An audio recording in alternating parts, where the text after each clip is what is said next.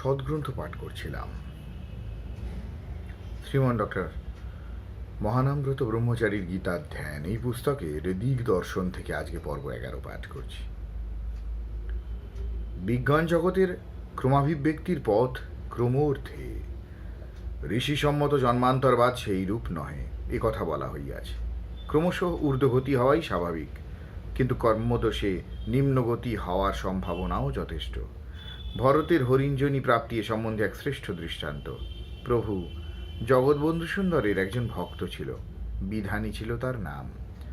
বাল্যে ভক্ত ছিল, যৌবনে সে উন্মার্গগামী হয়, তারপর অকালে দেহত্যাগ করে।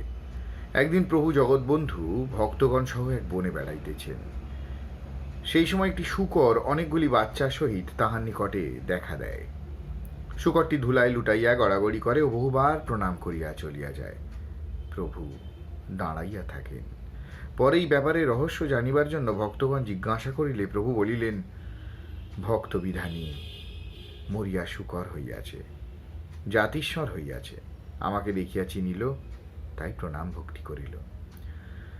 এত বড় ভক্ত ছিল, শূকর হইল কেন? ভক্তগণ জিজ্ঞাসা করিলে প্রভু বলিলেন, ওর ভীষণ ভোগ বাসনা জাগিয়াছিল। অত তীব্র বাসনা চরিতার্থ করিতে মানব জন্ম হইলে অন্তত 30 বৎসর কাটিত।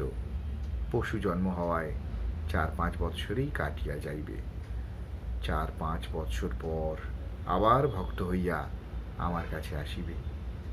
এই ঘটনা হইতে স্পষ্ট বোঝা গেল যে মানুষ কর্মদোষে নিম্নজনিতে জন্মগ্রহণ করিতে পারে এবং তাহার মধ্যেও শ্রী ভগবানের করুণা অন্তর্নিহিত আছে। সাধনশীলের হঠাৎ দেহান্ত হইলে পরজন্মে উন্নততর পিতৃমাতৃক্ষেত্রে তাহার জন্ম হয় এবং ক্রমশ উন্নতি লাভ করিতে করিতে সে চলিতে থাকে। জীবনের শেষ প্রাপ্তি ঈশ্বর তুল্যতা লাভ, ঈশ্বরের প্রিয় হইয়া তাহার নিত্যলীলায় সঙ্গী হওয়া। ঈশ্বর ভাবানুপ্রাণতা লাভ করিলেই জীব তাহার লীলায় সঙ্গী হইতে পারে।